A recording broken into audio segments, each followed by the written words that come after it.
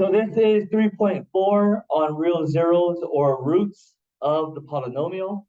So we're getting all the zeros of a polynomial, okay? So the essential question is, how do we graph a polynomial? Okay, we're gonna use all the skills that we've learned in previous sections, okay? Like end behavior, like what is it, the multiplicity, the factor theorem, and synthetic division, just to name a few, in order for us to graph a polynomial. Okay, so that's going to be our end product. So what type of zeros a polynomial has is it's either going to be real numbers, okay, real zeros, real number zeros, or imaginary zeros.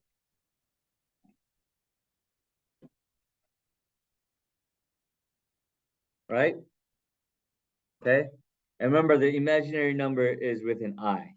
We're going to talk about this in the near future, but we are going to be focusing today on real numbers only. Okay. So if it's a real number or a real zero of the polynomial, graphically, right, because that's our end product to graph a polynomial, what are we graphing?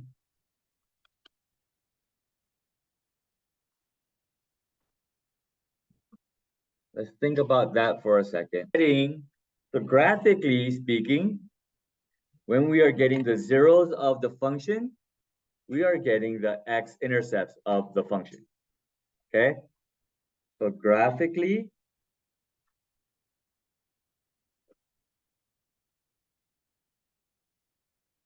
the zeros of the function or the roots of the function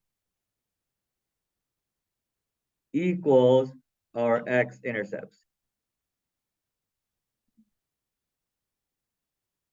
Okay?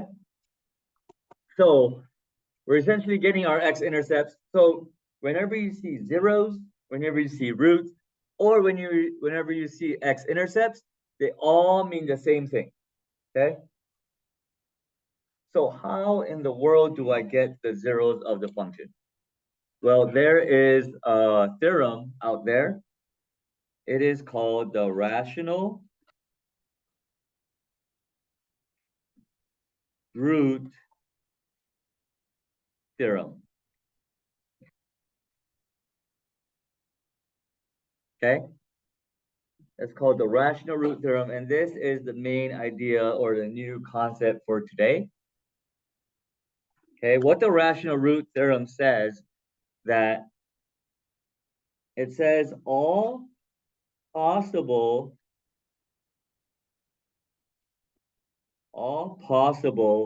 rational roots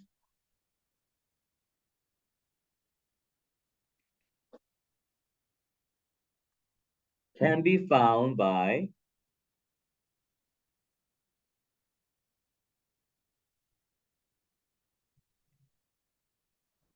this formula. Okay, I'm going to put all possible rational roots, or A, P, R, R. That's just my little shorthand for all possible rational roots. Okay, can be found by getting the factors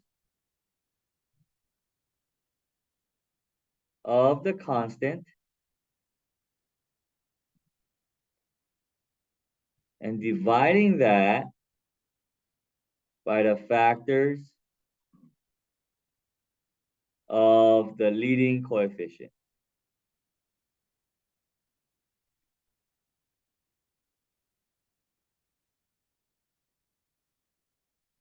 Okay?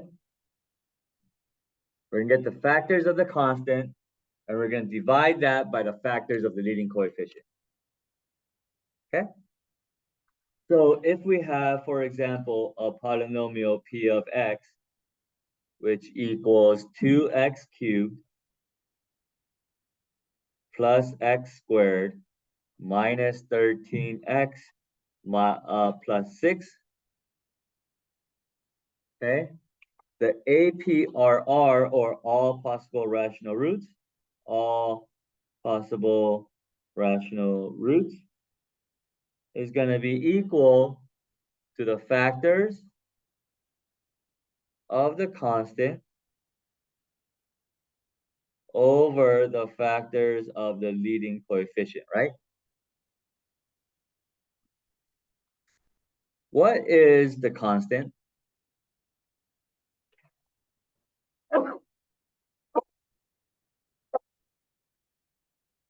Thank you. Yes, it is 6.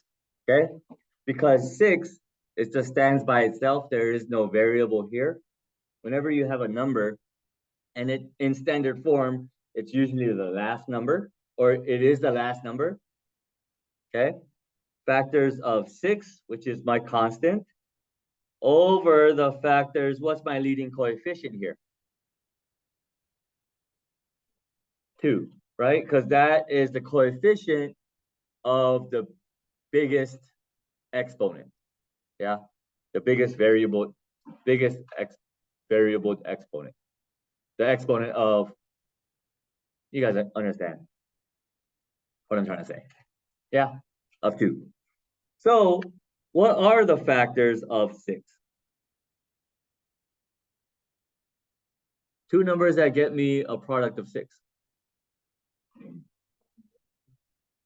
And 1, 6, and 2 and 3. So 1 plus or minus 2 plus or minus 3 plus or minus 6, right? And we do need the plus or minus there because -1 times -6 is also +6. Okay? So you're always going to add that plus or minus. Okay? What are the factors of 2? Plus or minus 1 and plus or minus 2, correct? Yeah. So the APRR, or all possible rational roots, is just getting all the combinations. Okay? So what I'm going to do here is I'm going to show you it's 1 divided by 1 plus or minus 1 over 1 plus or minus 1 over 2 plus or minus 2 over 1 plus or minus 2 over 2 plus or minus 3 over 1 plus or minus 3 over 2 plus or minus 6 over 1 and then plus or minus 6 over 2. Right? So you get all the different combinations of the numbers. Okay? And so if you simplify this list, 1 over 1 is 1, 1 over 2 is 1/2, 2 over 1 is 2, 2 over 2 is 1. And whenever you have like a duplicate, right? Just leave it. Yeah, you don't have to write it out again. You already have it here, so you're good. Plus or minus 3 over 1, which is 3, plus or minus 3 over 2, which is 3/2, plus or minus 6 over 1, which is 6, and then plus or minus 6 over 2, which is 3, right? Which we already have. So this is actually all the possible rational roots. Okay? That is a lot. But it's all possible, right? It's all the possible rational roots. Correct? So how do I narrow this list down? Or how do we get an actual root, not a possible root? We got all the possible roots. Test it out. How do I test it out? How do I test that out?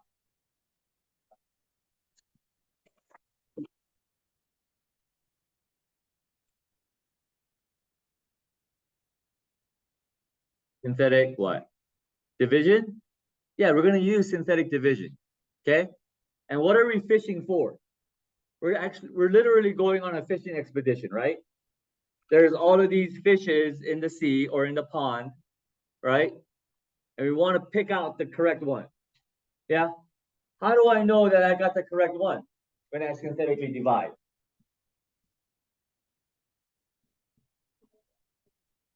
Who said that? When there is no remainder. Yeah? When there is no remainder, that means that that number actually goes into my polynomial evenly, right?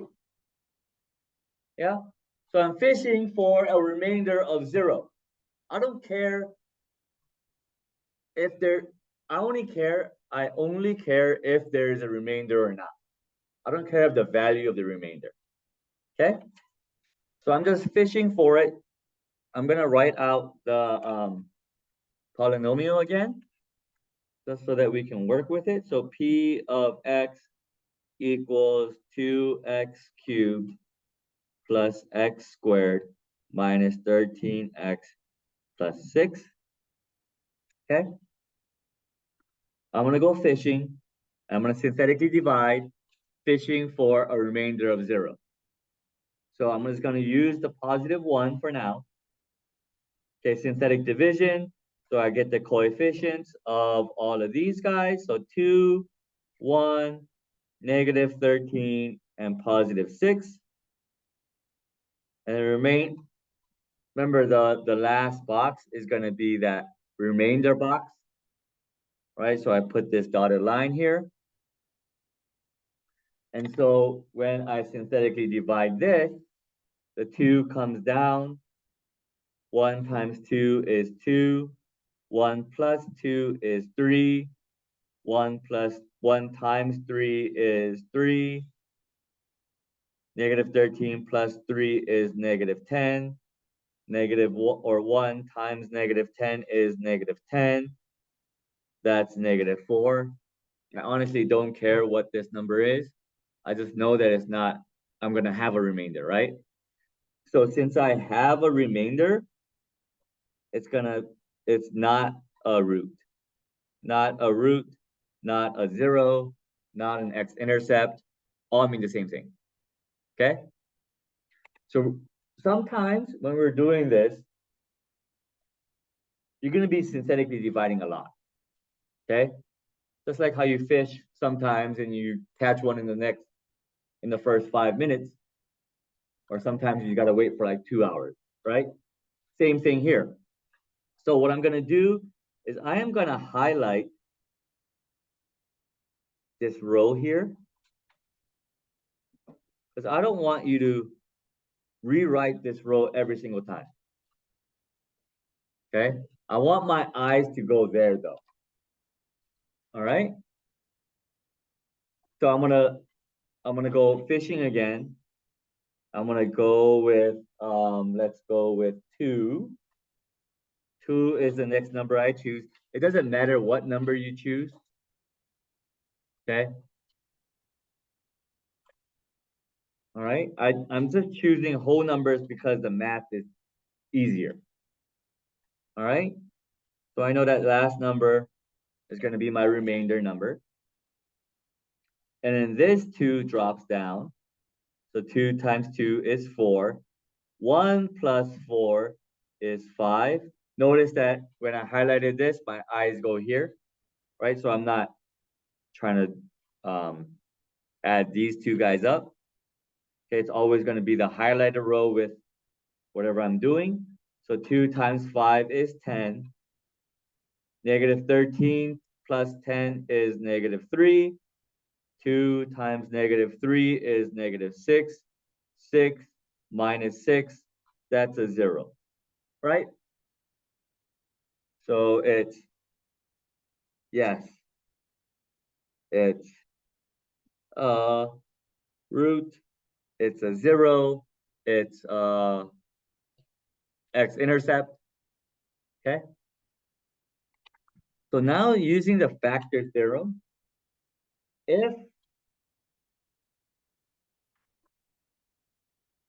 if 2 is a root, what's my factor?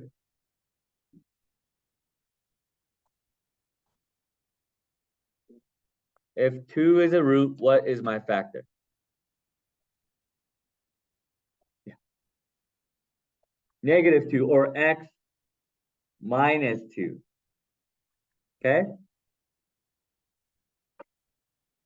All right, x minus 2 times 2 plus 5 minus 3. You guys remember the variables here? I started with an x cubed, right? So just one below that, that's going to be x squared, and that's going to be 5 plus 5x, and then minus 3. Okay?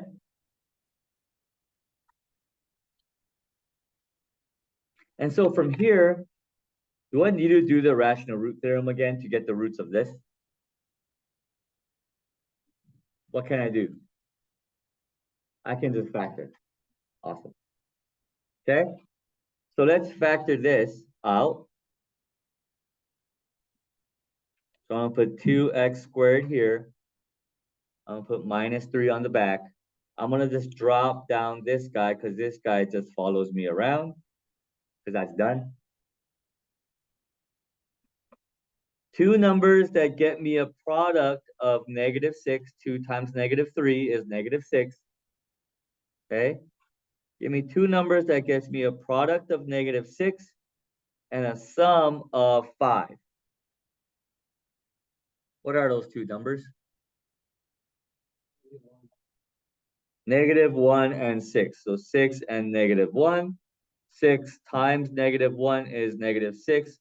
6 minus 1 is +5. So you're good. So this 5x actually, you rewrite it as plus 6x minus 1x, right? And once we do that, we're going to pair up the first two and pair up the next two. Okay? And then take out what's in common, right? I don't know how you guys learned how to factor, but this is how I factor now. Okay? You guys can use your way. Doesn't matter. All right? So what's in common between 2x squared and 6x? An x and a 2. So I'm going to pull out a 2x, and then what we have left over is x plus 3. And whenever this is a negative, this term here, the first term of the second parentheses, or the first term of any parentheses, I should say, I'm going to take it out. So -1 times, and that's it, right? If I take out a -1, this becomes a positive x, and this becomes a positive 3, right? And since 2x, or there's x plus 3's here, I want to pull that out. What's left over is 2x minus 1. And please do not forget the x minus 2 that just follows me around. Okay? So now it's fully factored, right? And now I want my zeros. So I'm going to set this equal to 0. Okay? If the product of these three factors equals 0, then I know x minus 2 equals 0, x plus 3 equals 0, or 2x minus 1 equals 0, right? And then we go ahead and solve it. So x here equals 2, or x here equals -3, or x here equals +1/2.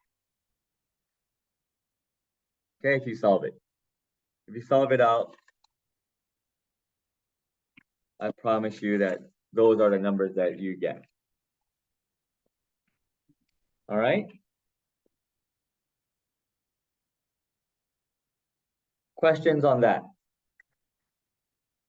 So the zeros of the function, or my x-intercepts, are 2, -3, and 1/2. Okay, I have 3 x-intercepts. All right, cool. So now we have the zeros of the function. Okay.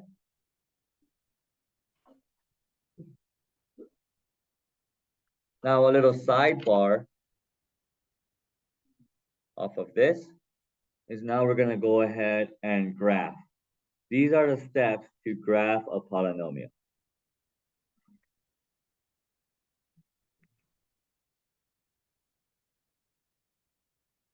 Okay, the steps to graphing a polynomial. Okay, your first step here is figuring out your end behavior. Remember, end behavior is what is going on at the tail ends of the graph, right? Yeah, you guys remember how we broke that down? If you guys don't, then here's a little chart that will help.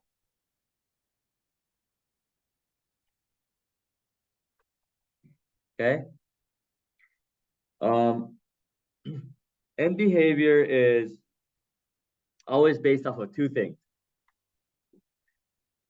Whether or not your leading coefficient is positive or negative, and whether or not it's an even degree function or an odd degree function.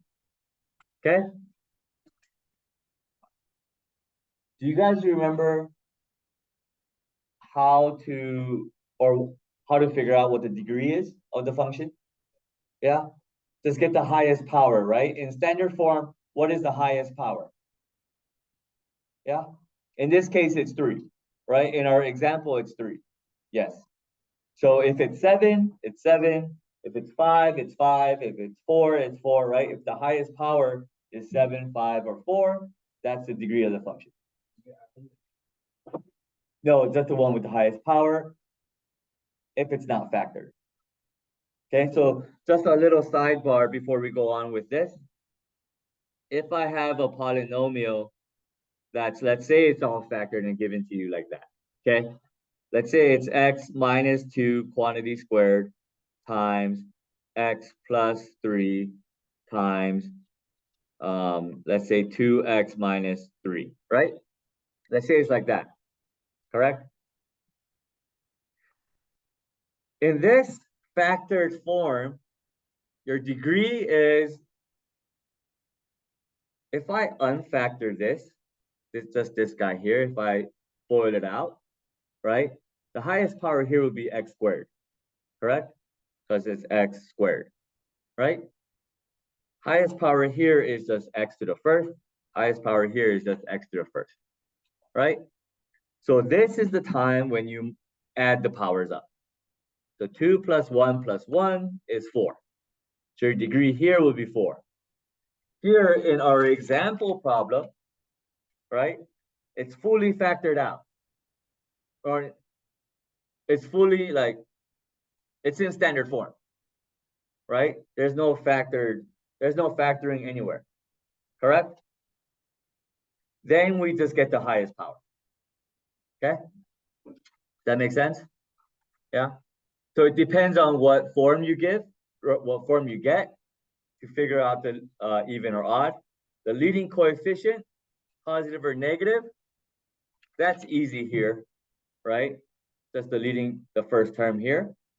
In a factored form case, just make sure that you have no negatives out here. If it's a negative out here, or if it's a negative like here, right, with the x's, then you'll probably end up with a negative leading coefficient, okay? So if there's a negative out here, or if there's a negative like here or here, okay? So just check those, multiply all of those out as well, okay? All right? So if I have an even function and my leading coefficient is positive, with your hands, Okay, the left hand being x is headed towards negative infinity, and your right hand being x is headed towards positive infinity. What is my end behavior? That's that, right? Both hands are up. If my leading coefficient is positive, and if it's an even degree, right? And honestly, class, the only difference between positive and negative, right? If you know even positive is hands up, just do the opposite with your hand, hands down, right? Odd positive is this way, right? Yeah, I'm not shrugging opposed. And then all it is switching, okay, from positive and negative, just switching. You guys know Bushwhacker? Who's a WWE fan? No, they're old school Bushwhackers. Okay, so even positive is up. I'm just gonna draw it out like that. Okay, down, down. Odd is up, down, and this one is down, up. Okay, that's your end behavior. We're gonna use that fact when we start to graph. Yes. What is the leading coefficient? Okay. So that's my first step of graphing, figuring out my end behavior. All right. My second step here now is the zeros of the function. Okay. So find the zeros using the APRR, right? All possible rational roots, right? What we just went over, okay? Or the rational root theorem. All right. And just on a side note, we have to think about the multiplicities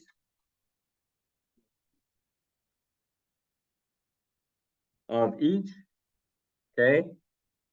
Remember, if your zero is odd, then it goes through that zero. If it's even, it would bounce off of that zero or touch it. Okay. And we'll talk about more about this and how it works graphically a little later when we do our example. Okay. So kind of honing in on the multiplicities. Here, if I just made this up, right? To show you guys the degree of the function. If this was the polynomial that I'm going to graph, x here, if I make x minus 2 equals 0, x here would be equal to 2. And this one has a multiplicity of 2 because you have 2 of these guys. Okay, that's what multiplicity is. Okay, how many of those zeros do I have? I have 2 of them. Okay, the multiplicity here at x equals -3 would be multiplicity of 1. And this would also have a multiplicity of 1. Okay? If it was, let's say, 10 out here, I'm not going to give you a 10, but let's just say, for example, it's a multiplicity of 10, right? This would have a multiplicity of 10. Okay? And if it's an odd number, then it would just go through that 0, like the graph would go through it. And if it's an even number, it will just bounce off of it, just like the vertex of the parabola. Okay? All right? Make sense? Okay. The third step would be to figure out your y-intercept. And that's pretty simple because to figure out your y-intercept, you make x equal to 0. Okay? You just plug in x and see what your y-intercept is. And then fourth, with all this information, we can go ahead and graph it. Okay? But graphing as well, you're going to start from the left side of the graph, left side, and go to the right.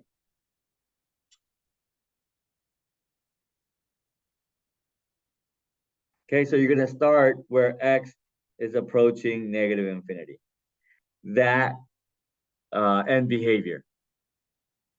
Okay, and you're going to go and you're going to stop when you go x is going towards positive infinity, or that end behavior. Okay, and we'll talk it through with our example. Cool? One example. This is just the steps. Yeah. Okay, so just to review, there is the steps of the of how to graph. We're gonna go through it step by step right now. Okay, but we're gonna use our first example. Okay, so we don't have to do the zeros. So we're gonna go ahead and graph 2x cubed plus x squared minus 13x plus 6. Okay? So your first step is your end behavior, okay, or EB.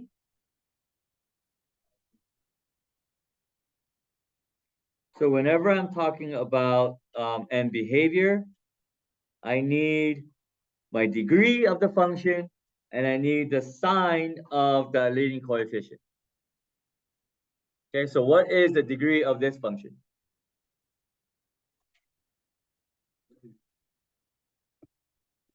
Yeah, it's 3. Okay, 3 is an odd number. Is my leading coefficient positive or negative? Positive, right? So if you don't know the end behavior, look at your chart. If you do know it, I want you to draw the end behavior here. Okay, if it's an odd positive, your end behavior will look like that, right? Okay. The second step is all the zeros of the function, right? Or my x-intercepts. I already got it from doing this, right? Yeah, it's the same polynomial, so it's the same zeros, okay? But you're gonna be doing those steps to figure out all your rational roots, okay? Yes, the highest power, leading coefficient, okay? So the zeros are x equals, what was it, 2, x equals -3, and x equals 1/2. Or is it -1/2? No, it's positive 1/2. And now if you look at your multiplicities, look at the factors of it, and they're all to the power of 1, right? Yeah? So all your multiplicities here is 1. Okay? That means that you're going to go through all of these points. Your graph is going to go through all of those points. Okay? Third step is also simple. It's your y-intercept. So you're going to make x equal to 0. Okay? Here, if x is 0, plug it in. What's the y-intercept then? 6, right? If I plug in 0 here, this is a big fat 0. Plug in 0 here, it's a big fat 0. Plug in 0 here, it's a big fat 0. So you're just left with 6. So your y-intercept is 0, 6, right? Okay. Questions on steps 1, 2, and 3? And the next one is just to graph it, dude. Graph it. Yeah. So when we graph it, please use a straight edge.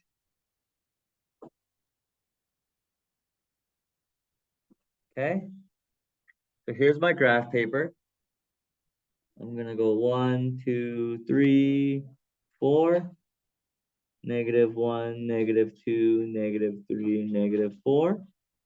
So that's -4, that's +4.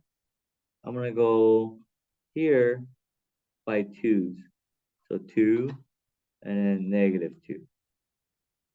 Okay. All right. And what we're gonna do is I know my end behavior is gonna be, oh, you guys can't see that.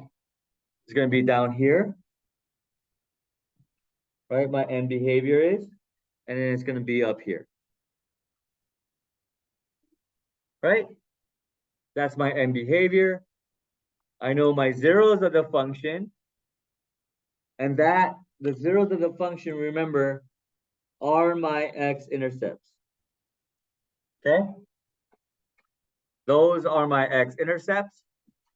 So that's at 2, -3, so -3, +2, and 1/2.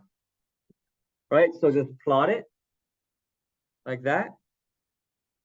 -3, +2, and 1/2. And my y-intercept is 6. So 0, 2, 4, 6 is right there, right? So the reason why I plot all this is because I know my graph is going to hit all these points, right? Somehow, some way, it's going to hit all of those points. Okay? Now we're ready to graph.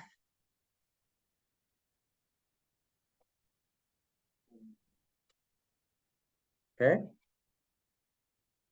So we're going to start off here at my end behavior, right? We're going to start off here. And I know as I keep going, I'm going to eventually end up here, right? I have to go through this point. This graph must hit this point, correct? So I'm just going to just draw a line going to that point. Okay? All right? And then I'm going to go up because it's going to go through it because I have a multiplicity of 1. I'm going to go through it. And then my next point I'm going to cover is this y-intercept. Yeah, so eventually it's going to come down and go through that point as well. And then the next point that I have to consider is this 1/2, my x-intercept. So I'm going to make a line going through that x-intercept. Going through it because my multiplicity is odd, right? It's 1. Okay, you're going to go through it. I'm going to keep going down, but I know eventually as I go to the right, it's going to come back up and hit this 3, right? So I have to make it go back up and hit this 3 and go through it because, again, my multiplicity is 1. I have no other points to hit, so I'm just going to connect it to my end behavior. Okay? So you just think it through. And when you graph, sometimes you will make mistakes. Yeah? And that's when, wait, it doesn't, you're going to feel it. Wait a minute, this line should go down, but then I cannot go down because, you're going to think it through like that. And then that's when you go ahead and check your work, because you did something wrong here. Okay? Does that make sense? Yes. No, the multiplicity is 1. Yeah. So there's only one x equals 2. Okay? Make sure that the exponent of all of the factors here is 1. Yeah, it's to the first power, it's to the first power, it's to the first power. That's why the multiplicity is 1. Okay? All right?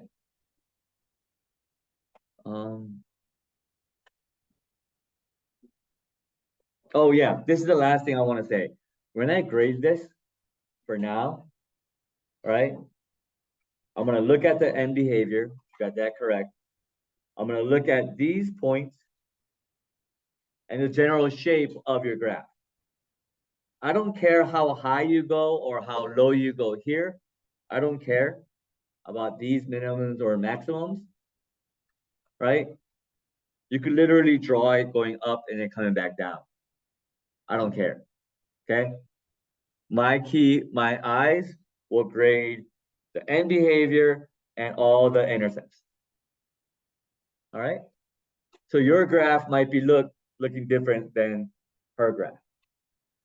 All right? As long as the x and y intercepts and the end behavior is good, we're good. Okay? So that's the short lesson for today, guys. Thank you very much. And we're going to extend this idea probably tomorrow or the next time we meet.